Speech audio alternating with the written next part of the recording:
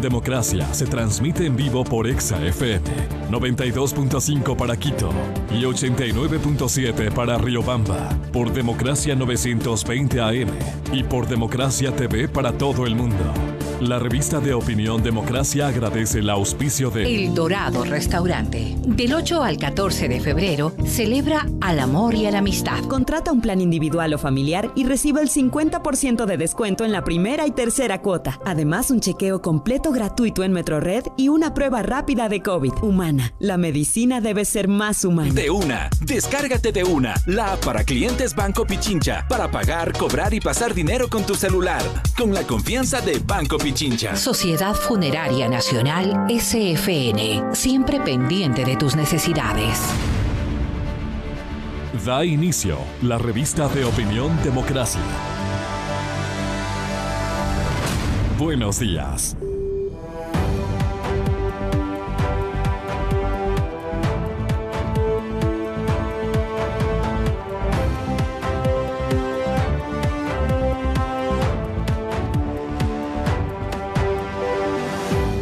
Buenos días, amigas, amigos. Estamos iniciando ya esta mañana de trabajo fría con neblina en varios sectores de la ciudad. También en algunos sectores con llovizna y por lo tanto, como decía Verónica, hay que tener cuidado si usted está manejando. En el sector, vi que Paula colgaba una fotografía de el sector de la Simón Bolívar al ingreso del túnel Guayasamín. Incluso parece que ha habido algún accidente de tránsito y vale la pena tener en cuenta esto que nos recomendaba Verónica. Para iniciar esta mañana de trabajo, si bien la parte del envío del proyecto de ley es uno de los temas importantes, el otro es que el Ecuador está observando. Y lo que pedimos en medio de esta observación es que las autoridades resuelvan lo más rápido, si se puede decir así, pero con la mayor transparencia. Que cualquier duda, o sea, no podemos dejar la menor duda de que el resultado, así sea con un solo voto, ese sea el que se respete, para que a la segunda vuelta electoral los ecuatorianos puedan escoger entre estas dos visiones que un poco se han decantado por el proceso electoral del domingo 7 de febrero. La calma, la prudencia, ahí se ve el liderazgo, la visión que tienen como gente que visualiza un país diverso, y ahora sí, diverso, con intereses, con decisiones que tienen que ver con cada uno de los sectores a los que representan los candidatos, sobre todo los cuatro primeros, ¿no? Los cuatro primeros que concentran más del 80% del electorado. Pero nuestros dirigentes deben estar a la altura de la construcción de la democracia que queremos. No es esta la que tenemos, pero sí la construcción de la que queremos. Así es que, bien, para hablar sobre el proyecto de ley para la defensa de la dolarización, como se denomina, está ya con nosotros el señor economista Mauricio Pozos. Economista, bienvenido, buenos días, señor ministro. Bueno, está presentado el proyecto. ¿Qué reacciones primeras tiene? Aquí mismo ya hemos debatido un poco los ejes del proyecto sin conocer. Muchos exigían, decíamos, queremos conocer el texto para observar, para analizar y para incluso poder decir esto nos parece que no va. Pero ¿es solamente el cumplimiento de un acuerdo con el fondo o es una necesidad del país de tener este proyecto? Señor ministro, bienvenido, buenos días. Buenos días, Francisco, gracias por la entrevista. Este es un proyecto que, como he dicho varias ocasiones, necesitaba el país que tenerlo vigente desde hace muchos años atrás. El país requiere una institución que le permita cumplir con algunos objetivos. Uno de ellos es hacerle seguimiento a la liquidez. Estamos en una economía dolarizada, la dolarización se sustenta en dólares Los dólares provienen de 4 fuentes externas, no lo imprimimos aquí, proviene de exportaciones, proviene de inversión, proviene de remesas, proviene de financiamiento externo. Y asimismo, los dólares salen del país por 2 razones: por importaciones, cuando usted importa saca recursos al exterior, y por pagos de deuda o fugas de capital. Ese seguimiento de esos dólares que ingresan y salen y la liquidez que está dando vueltas en la economía tiene que hacerla alguna institución. ¿Y por qué tiene que hacer alguna institución ese seguimiento? Porque se trata de precautelar un régimen que tiene un saldo favorable en su aplicación y que tiene aceptación de más del 90% de los ecuatorianos. Y hay que proteger ese régimen, y esa institución es el Banco Central. Eso no lo puede hacer el Ministerio de Economía, eso no lo puede hacer la Superintendencia de Bancos, eso tiene que hacer una institución como es el Banco Central.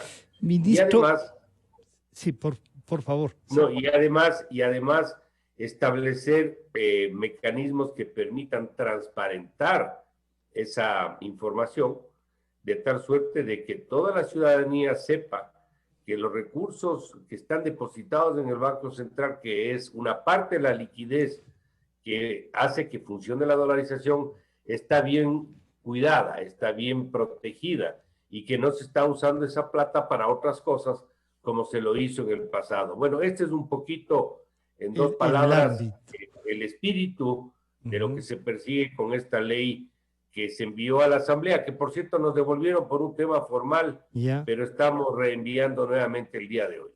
Eso justamente le iba a plantear. No admitieron el proyecto, pero justo si usted dice es un tema de formalidad, no es que les dijeron, no es un tema económico urgente. No, en absoluto. Además, no ha habido tiempo ni siquiera para que analicen nada.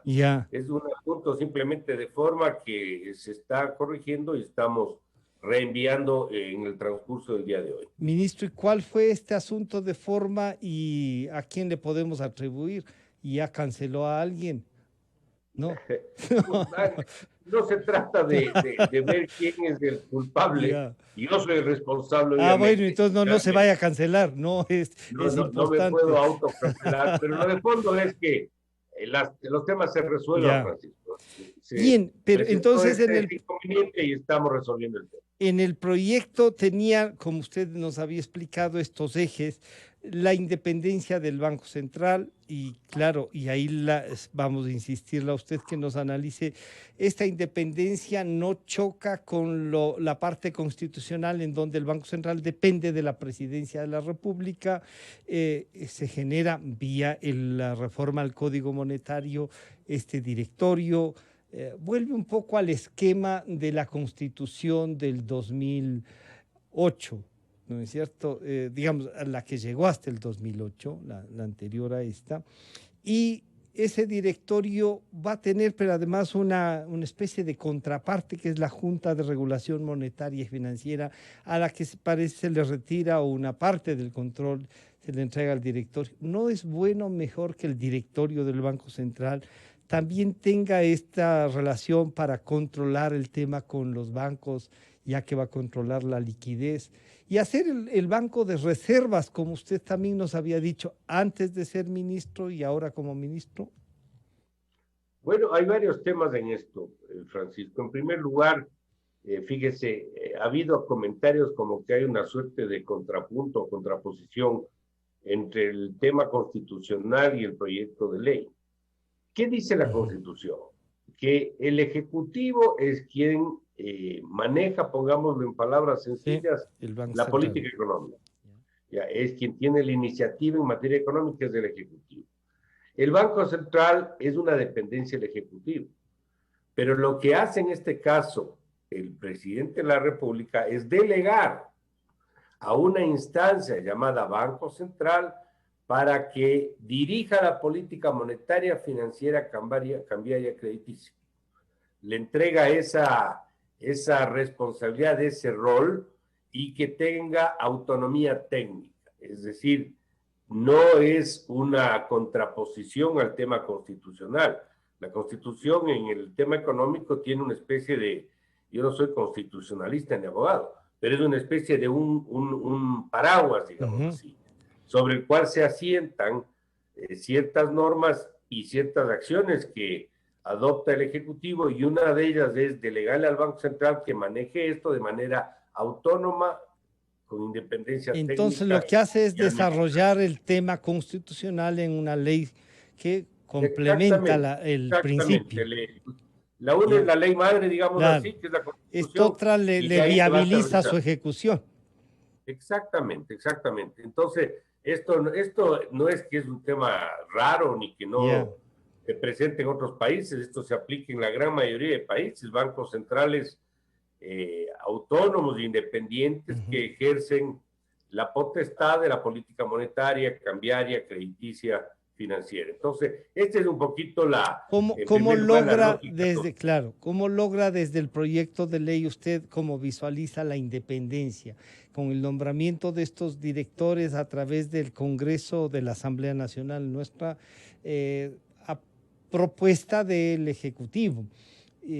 Pero también tenían ahí dos cosas que uno se pone a pensar: que tenga experiencia de por lo menos de 10 años, pero que no esté vinculado a ninguna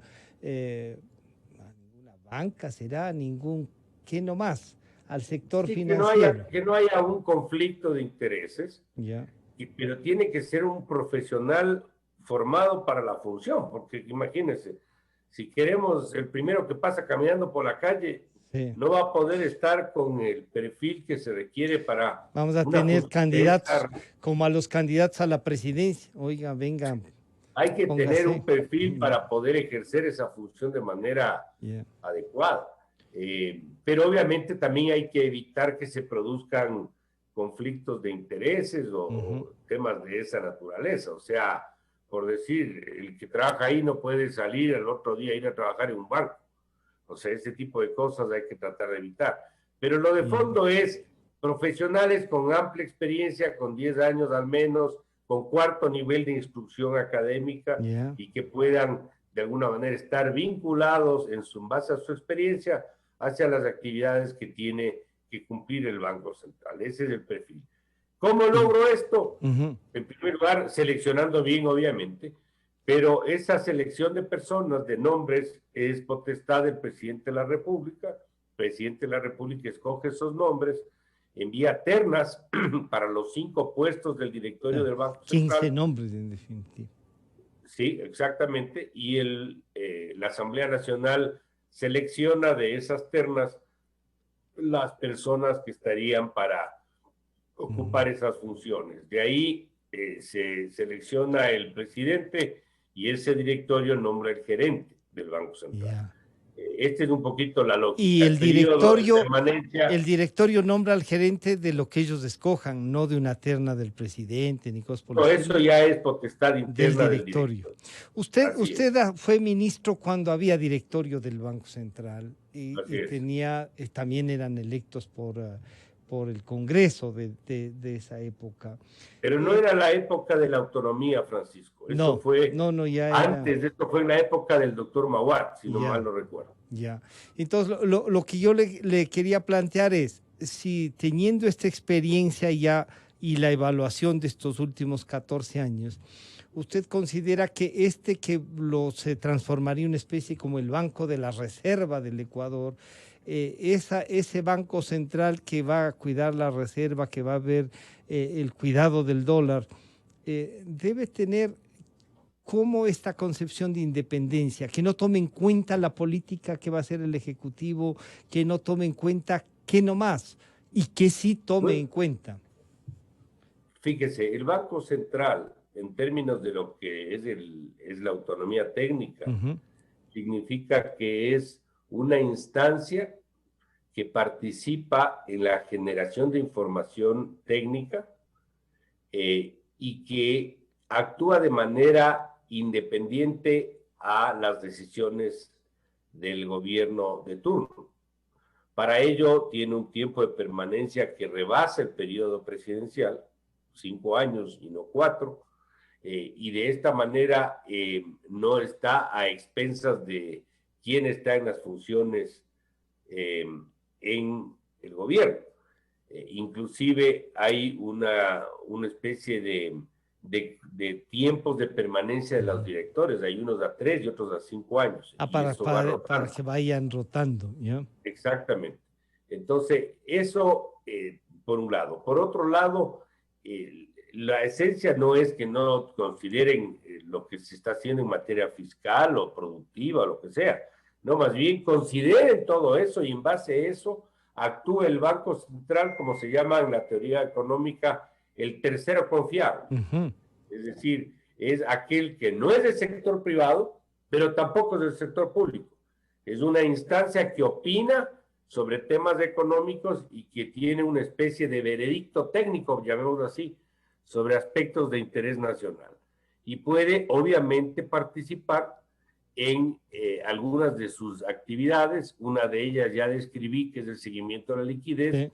La otra es todo lo que es la generación de información macroeconómica para la decisión. Es sano que no sea el mismo gobierno el que prepara sus propias cifras para que tome sus propias decisiones, sino es un externo que trabaja en esos temas. ¿Quién, por ejemplo, estima el crecimiento económico del Ecuador? El Banco Central. Porque esto es importante para calcular, por ejemplo, la recaudación tributaria en un presupuesto determinado. ¿Quién hace este trabajo? El Banco Central. Antes el Banco Central emitía informes por lo del presupuesto general del Estado. Así es. Ahora se prevé que vuelva a hacer eso, que haga esta hoja técnica. Exactamente, ese es uno de los roles que tiene que cumplir.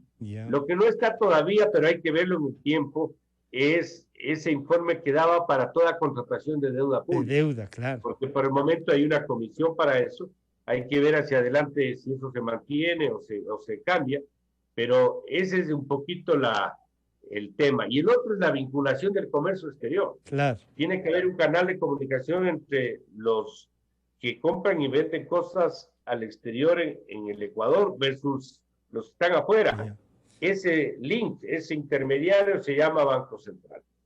Y ahí estará entonces que las cuentas de la balanza de pagos Claro, el Banco Central estima justamente los flujos de capitales por comercio y financieros entre el Ecuador y el resto del mundo. ¿Y cómo se llama eso contablemente? Balanza de pagos. Balanza de pagos. Eso registra, contabiliza, le hace el seguimiento, se adelanta, etcétera, el Banco Central. Las proyecciones de inflación, de esto que además del INE, una línea directa con el Banco Central o la dirección de estudios del banco va a seguir manteniendo, no digamos esos son temas distintas, que hay que ir afinando, Francisco, porque pero que no están en el proyecto. Se han ido dando cambios en los últimos años sobre estos temas, y el Banco Central siempre se ha caracterizado por ser una institución eminentemente técnica y buena formadora, por cierto, de profesional. Sí. Es siempre fue una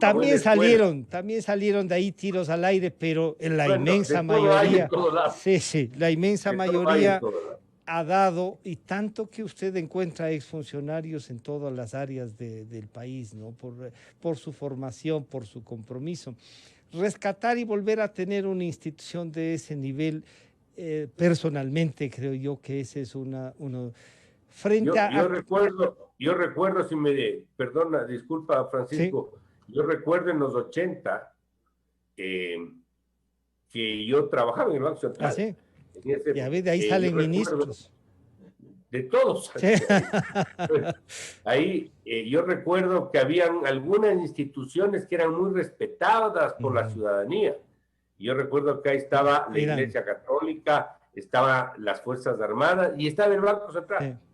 El Banco Central siempre fue una institución. Era de veras el tercero confiable, sí.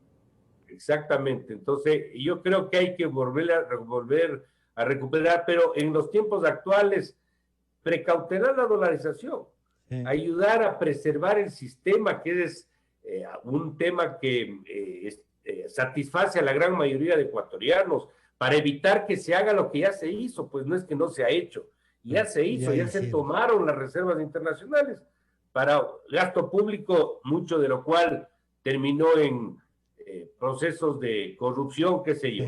Ese cuidado se lo va a poder ahora realizar porque el proyecto de ley establece la recuperación de los 4 balances, los 4 sistemas que tuvo la ley Trole 2 cuando se inició la dolarización y que fue eliminada en el gobierno anterior en el 2009. ¿Se reestructuran esos 4 balances para tener el balance general del banco? Bueno, esos son más analíticos de los balances. Más bien será un pero tema lo que buscan de es administración. Es vincular las reservas internacionales con todas las obligaciones, de tal suerte que haya un calce, lo que se llama activos líquidos, que son las reservas, con pasivos exigibles, donde están los depósitos. Claro, ahora para poder responder.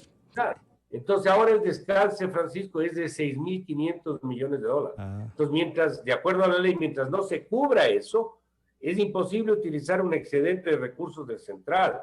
Y sería imposible, por ejemplo, que utilicen ese tipo de para entregar plata, reservas, para regalar plata a la gente. Claro. Pero, porque esa plata tiene dueño, no es que es plata del gobierno, tiene propietario. Y ahí hay una idea cuando dicen, pero si esta es una plata de todos, y algunos les aclaran ahí, oiga, de todos los que han ahorrado, de los que tienen. Para los que no tienen habrá que generar, pero si usted ahorra y eso no es... Esto de la libre disponibilidad es lo que a veces hace pensar en que cualquiera abre la cartera y usa, pero sí ha habido un candidato a la presidencia que ha dicho que hay que saber que esa plata no puede estar ahí, que hay que saber cómo invertirle para el desarrollo, que tiene que servirnos para eso. Y si es que alguien nos exige algo de esa plata que es, como usted nos ha dicho, de otros, que es de terceros. La libre disponibilidad es para el dueño de la cuenta. No es para el público abierto.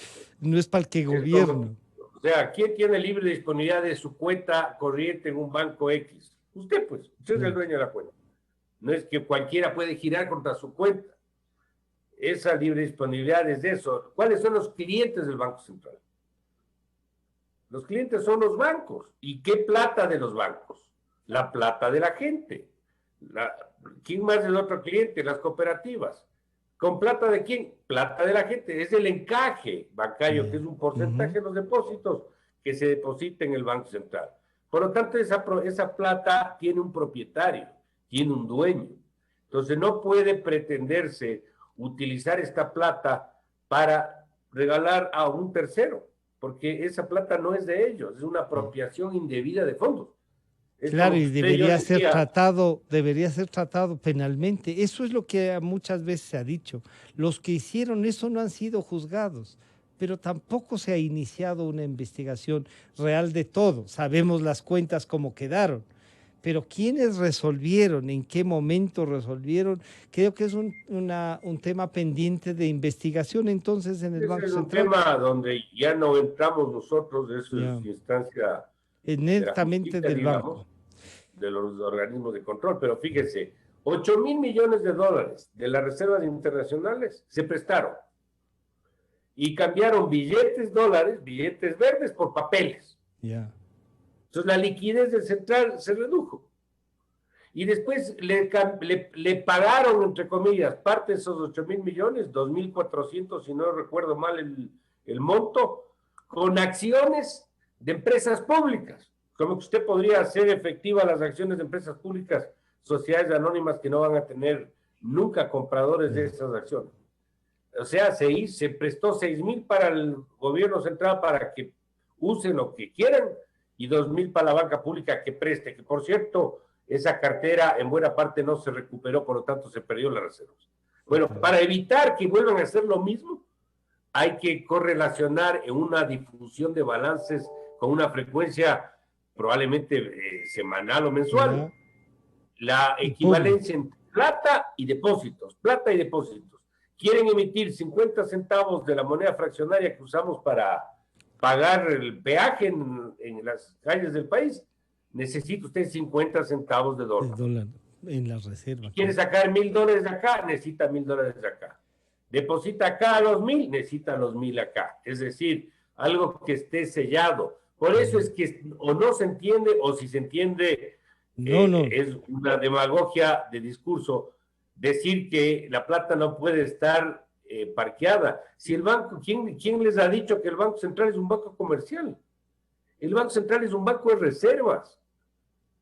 administra las reservas y tiene que administrar las reservas de acuerdo a los principios constitucionales de seguridad en primer lugar, liquidez, rentabilidad. Esos son los principios sobre los cuales el Banco Central no puede que ahí esos tres, hacer lo que quiera. De esos tres le plantean justo de la rentabilidad. Dicen, bueno, ¿y cómo se maneja la rentabilidad en ese banco?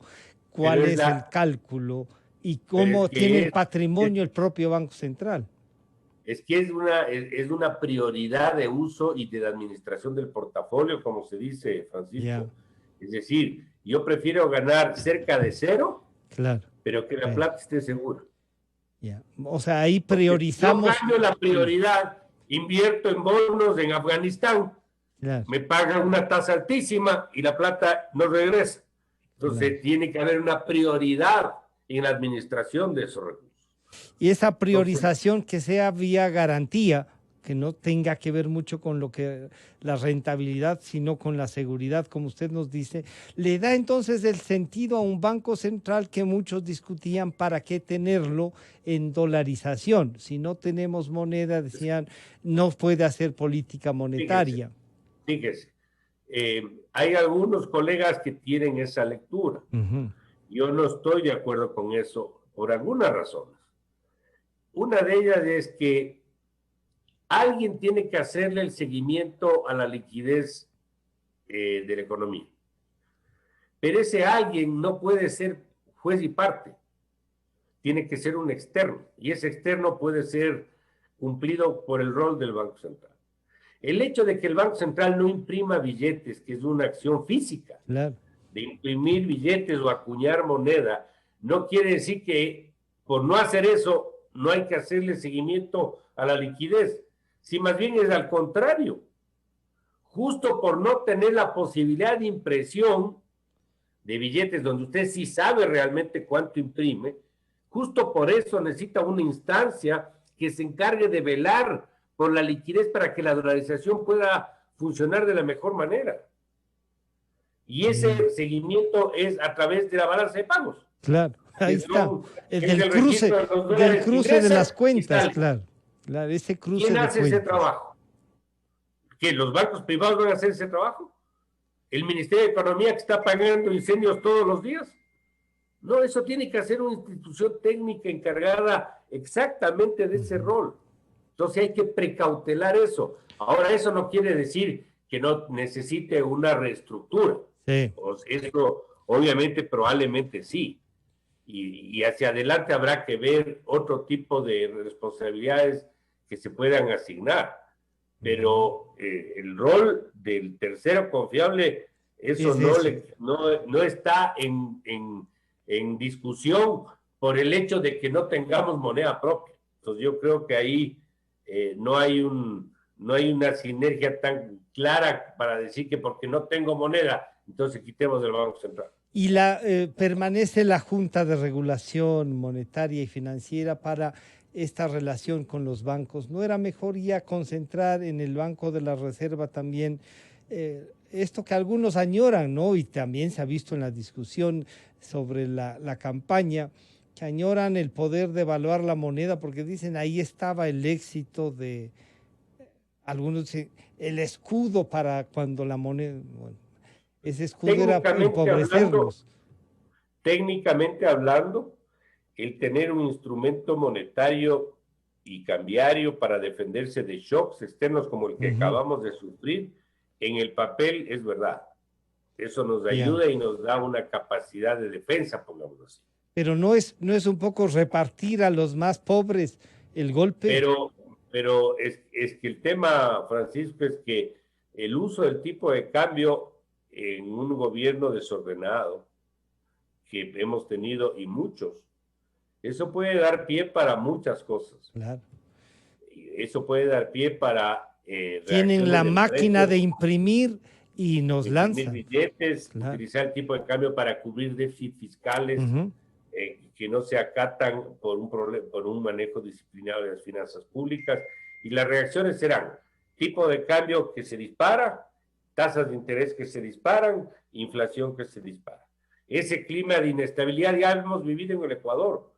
Nadie quiere. Y el peor impuesto que una persona que tiene un salario fijo puede tener es la inflación, que todos los días le están comiendo su salario y que no sabe si el siguiente mes va a poder comprar lo mismo que compró el mes anterior. Esa realidad no han vivido los jóvenes, porque no recuerdan lo que es tener moneda propia con devaluaciones los aceleradas. Que tienen hasta 30 años, porque uno diría, bueno, a los 10 algo habrán escuchado bien, pero los que tienen 30 comienzan a no entenderlo del Ministro, el proyecto de ley entonces no va a tener una cosa que decía, fortalecerle más con el control también de lo que es tasas de interés, fijarse con el esto. Esa parte le deja...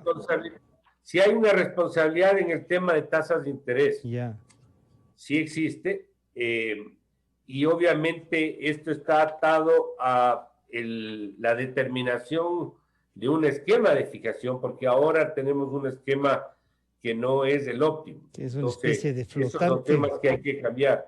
Y recuerde algo, el tema de la Junta de Regulación es porque hay otros sectores que son parte del sistema financiero también. Fíjese, está la Superintendencia de Bancos, obviamente, que está encargada del sistema financiero bancario. Las casas de valores, los seguros. Pero está la Superintendencia de Economía Popular y Solidaria, que administra cooperativas mutualistas, y está el tema de seguros y valores. Claro. Y eso es parte de lo que se va a encargar esta Junta de Política y Regulación Financiera. Así que son temas complementarios. Eso, por ejemplo, no hay como ¿usted no cree que no era mejor concentrarles en uno solo, en el Banco Central, toda esa junta? No, porque no es como dicen los americanos, no es el core de la actividad del Banco Central. Había la necesidad. Eso no quiere decir que no exista una coordinación. La necesidad que estén coordinadas las acciones. Obviamente que sí. Ministro, usted... Ahora estamos en eso precisamente. ¿Usted creería entonces, ministro, que con esta pequeña dificultad que han tenido, volver el proyecto es urgente? En plena campaña hay un candidato que ha dicho incluso que si él llega a ganar, echará abajo este proyecto de ley, pero que además van a comenzar desde ahora con los legisladores que tienen a oponerse. ¿Cuáles serían las razones que uno... Olvídese un ratito que es el ministro de Economía y volvamos no solo al analista, sino al catedrático también. ¿Qué razones son suficientes para que, si usted estuviera ahí, decir esto es lo que hay que oponerse, o no encuentra una? A ver, ningún proyecto es perfecto. Obviamente que habrá cosas que se le puedan ajustar y mejorar. Yo no soy en eso, no me creo jamás el dueño total de la verdad. Pero lo que sí es entendible es que no podemos nosotros decir, por un lado, que defiendo la dolarización e ir en contra de una ley cuyo espíritu es defender la dolarización. O sea, eso no tiene ningún sentido. La única explicación que yo encuentro es que hay razones políticas, electorales. Es bueno oponerse al gobierno que está terminando funciones, eventualmente le da réditos políticos a cualquier sector y por esa razón actúan de esa manera. Pero de ahí a oponerse a un proyecto de ley que fortalece el régimen cambiario defendido por la mayoría de ecuatorianos, que busca la transparencia en los recursos que administra. O sea, me parece una irracionalidad que no tiene nombre. ¿Qué otra cosa destaca del proyecto? Nosotros vamos a hacer lo que hay que hacer, Francisco, hasta el último día. Eso es importante. Esa es nuestra responsabilidad. Ejercer si mañana el cargo. Viene algún irresponsable y quiere votar abajo, pues el país se perjudicará y ahí cada uno con su accionar. Con pero su nosotros vamos a hacer responsabilidad. lo que el país necesita que se haga. Eso es bueno, escuchar al ministro de Economía. Aquí estamos hasta el 24 de mayo y es nuestra responsabilidad garantizarle al Ecuador entonces que esto comience a funcionar y a funcionar bien. ¿Qué más usted rescataría, y si no decir rescataría, valora de este proyecto de ley que encamina a tener un banco central que se transforma por lo que se ve en la reserva y además en independiente, que pueda decirle al Ejecutivo, más allá de que nazca de ahí mismo, esto no es posible técnicamente. Yo creo que el equilibrio de opinión en el manejo de la política económica es bueno. Me parece que es sano para un gobierno el que haya una instancia técnica que le dé su, como llaman los americanos, su feedback, su opinión, su respaldo o no sobre decisiones que se están adoptando. Me parece que ese rol que no hemos tenido, porque el Banco Central lamentablemente se terminó convirtiendo en un apéndice del Ejecutivo. Ese rol es sano para el manejo de cualquier política económica. Eso debería ser bueno para cualquier gobierno. Hay gobiernos nuevamente que no les gusta que alguien pueda contravenir algún tipo de decisión. Claro. Pero me parece que para el manejo económico es bueno, le da equilibrio. Si hay por decirle, si hay un manejo dispendioso por parte del gobierno central, el Banco Central puede entrar a actuar a través de una política monetaria algo restrictiva que evite manejar el encaje, efectos desestabilizadores en el espectro macroeconómico. Entonces yo creo que ese rol de estabilizador macroeconómico, si le podemos llamar, es muy sano para una economía que tiene que alcanzar ciertas metas y ciertos objetivos. Es lo que hemos visto, sí. Fíjese, con el problema de la pandemia, lo que ha ocurrido en países que tienen bancos centrales independientes, los vecinos, Perú y Colombia. Fíjese que esas economías no se han desestabilizado a pesar de tener una pandemia y a pesar de que han depreciado sus monedas. Y eso ha sido posible gracias al rol que han tenido los bancos centrales en esos países. Entonces, me parece que esto por sí solo tiene su propio beneficio. Y ojalá la sensatez y la responsabilidad prime en los señores legisladores y aprueben el proyecto. ¿Cuándo usted tiene previsto, con los cambios que sean necesarios, presentar el proyecto nuevamente? Hoy día. Hoy día mismo. Son temas de forma, Francisco. Temas de forma. En el transcurso del día estaremos nuevamente enviando a la Asamblea Nacional. Ministro, muchísimas gracias por darse tiempo a la opinión pública y en medio de todo lo que tiene que hacer. Y me quedo con lo que ha dicho también. Este es un proyecto necesario, pero sobre todo con aquello de que el gobierno estará hasta el 24 de mayo. Aquí no hay alteraciones de una visión. Muchísimas gracias, economista Pozo. Gracias, Francisco, a la orden siempre. Un gusto saludarle. Ha estado con nosotros el señor economista Mauricio Pozo, ministro de Economía y Finanzas. El proyecto de ley para defender la dolarización, sus argumentaciones y su propuesta. Después de este corte estaremos con la doctora Ruth Hidalgo, la directora de Participación Ciudadana. Ya volvemos.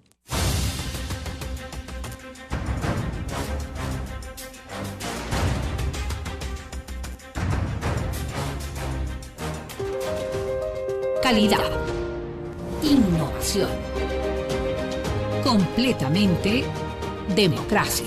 Inicio de espacio promocional y publicidad.